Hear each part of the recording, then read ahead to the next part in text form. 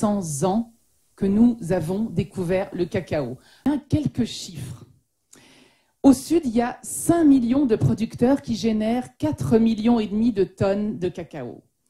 95% de la production mondiale provient de petites exploitations familiales de moins de 10 hectares, avec des rendements qui varient de 150 à 2500 kilos par an et par hectare. La consommation aura augmenté d'environ 20% d'ici à 2025. Actuellement, elle est de 7,3 kg en France par personne et par an, contre 11 kg en Allemagne et juste 100 grammes en Chine. Il y a 4 pays africains qui fournissent plus de 70% de la production mondiale de cacao. La Côte d'Ivoire, évidemment, en produit 43%, le Ghana, 20%.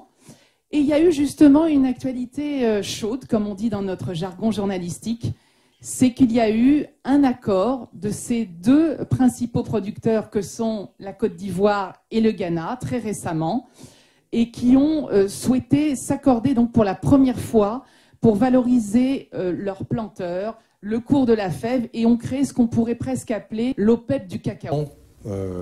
A priori, on ne devrait pas manquer de chocolat en 2050. Ceci dit, il y a des menaces quand même sérieuses. Sérieuses en sens où le réchauffement climatique et aussi la déforestation, parce qu'il faut savoir que le cacao, c'est une plante qui est cultivée après de la déforestation primaire, sur forêt secondaire. Et ces fronts pionniers qui ont parcouru la Côte d'Ivoire d'est en ouest, maintenant arrivent à leur terme. Donc il n'y a plus vraiment beaucoup de terrain pour planter des nouvelles cacaoyères. C'est pour ça d'ailleurs qu'en Côte d'Ivoire, on retrouve du cacao dans les forêts classées. Bref, donc en fait, c'est quand même un gros problème de savoir où il y aura du cacao dans 30 ans. Où il y en aura. Parce que entre le changement climatique et la déforestation, c'est vrai que il est probable que la localisation, l'Afrique de l'Ouest, entre la Côte d'Ivoire et le Ghana, auront peut-être des difficultés à maintenir cette problème. Et en quoi le renouvellement des planteurs est-il un problème majeur? Disons que c'est vrai qu'il y a quand même dans ces différents pays... 65 ans de moyenne d'âge. Ouais, c'est ça. Et 65 ans de moyenne d'âge. Et puis souvent, les jeunes sont attirés par les grandes villes, vont dans les grandes villes. Et c'est vrai que les gens qui restent dans les campagnes et qui sont amenés à travailler sur cette filière, en tout cas sur la production, sur les productions agricoles en général, il y en a très peu, quoi. Il y a très peu de jeunes qui sont intéressés à continuer, et d'autant plus que les prix sont pas très intéressants actuellement. Nous nous élevons contre ce phénomène qui consiste à transformer l'agriculture en un bien échangeable n'importe où, n'importe quand, et dans une optimisation mondiale. On appelle ça la commoditisation, je crois. Pourquoi nous nous élevons en partie contre cela? C'est parce que l'agriculture, c'est bien plus que la fabrication d'une chaise, d'une table, d'une lampe ou d'une fenêtre. L'agriculture, ça fait le lien au territoire et ça ancre la vie d'une société en bonne partie dans un territoire. Le cours mondial n'est pas la loi suprême. C'est juste un optimum qui fait l'objet de spéculations avec des outils qu'on peut parfaitement contester et qui faussent d'ailleurs parfois ce prix. Il faut lui opposer un certain nombre d'autres étalons avant de prendre sa décision d'entrepreneur. Ce qu'a proposé le système Max Havelaar Fairtrade depuis une trentaine d'années, c'est de fixer un prix minimum de sécurité. Que peut-on faire avec un oligopole? Nous, en tant qu'ONG, ce que je peux dire, c'est que c'est un problème d'avoir un rapport de force qui est concentré entre quelques mains, quel que soit le secteur économique. Je ne parle pas spécifiquement du cacao, mais on le vit dans le cacao et aussi dans le café dans une certaine mesure. Ça fausse les rapports de force. Quand vous avez des acteurs dominants, vous avez moins de marge de manœuvre pour la négociation, vous avez moins de marge de manœuvre pour diversifier vos ventes ou vos achats. Donc l'oligopole, c'est l'étranglement d'un sablier, et c'est pas très très bon ni pour l'économie ni pour les rapports de force avec les producteurs. On me dit les producteurs ont coupé la forêt primaire. D'abord, il faut voir des producteurs, ils ont une machette généralement. J'ai jamais vu couper des arbres de la forêt primaire avec une machette. Donc clairement, il y a eu des forestiers qui sont passés avant, qui ont coupé les arbres de la forêt primaire. Aujourd'hui, les nouveaux modèles agroforestiers qu'on propose sont vraiment quelque chose qui est important et font partie du pacte économique aussi avec les planteurs.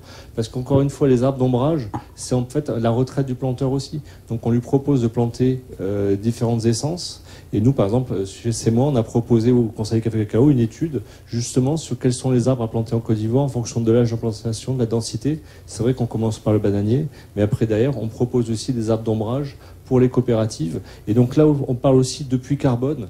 C'est vrai qu'on nous dit souvent le cacao, ça vient de loin, la consommation de carbone et tout. C'est vrai que majoritairement, le carbone, c'est plutôt votre commande sur Amazon que vous aurez fait avec votre téléphone.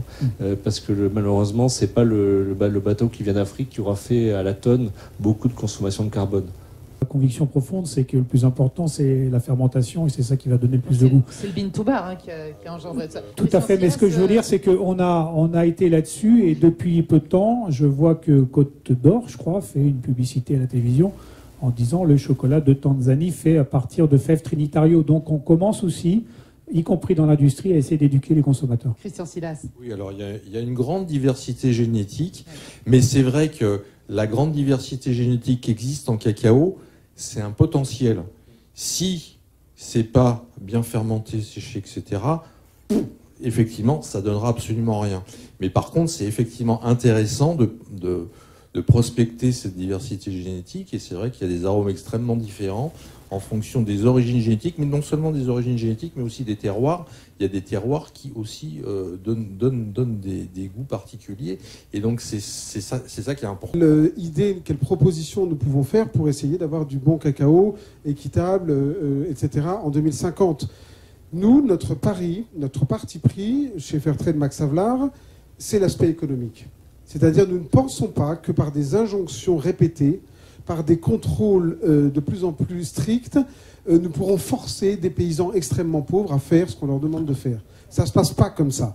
L'évolution, l'analyse de l'économie, du développement de l'économie européenne montre que ça ne se passe pas comme ça. C'est la capacité d'une personne à bien vivre de son travail qui détermine l'itinéraire, les trajectoires des sociétés. Donc nous voulons adresser le cœur de cette problématique et nous mettons le paquet sur les conditions économiques. C'est pour ça que c'est pénible de rentrer dans Fairtrade Max Havelaar. Il y a 300 points de contrôle quand vous faites un audit. Alors, oui, à la venue des consommateurs, ils apportent un éclairage extrêmement rafraîchissant et très intéressant, mais ils remplaceront jamais un auditeur expérimenté qui a 300 points de contrôle. Donc, dans ces points de contrôle, il y a les enjeux sociaux, il y a les enjeux écologiques, il y a surtout les enjeux économiques. Dès lors qu'un producteur sort de la survie, qui peut reprendre en main un petit peu son destin, eh bien, vous voyez les enjeux sociaux trouver leur solution. Est-ce qu'on a envie de demander à ses enfants de travailler à l'exploitation alors qu'on sait que leur avenir, c'est d'aller à l'école ?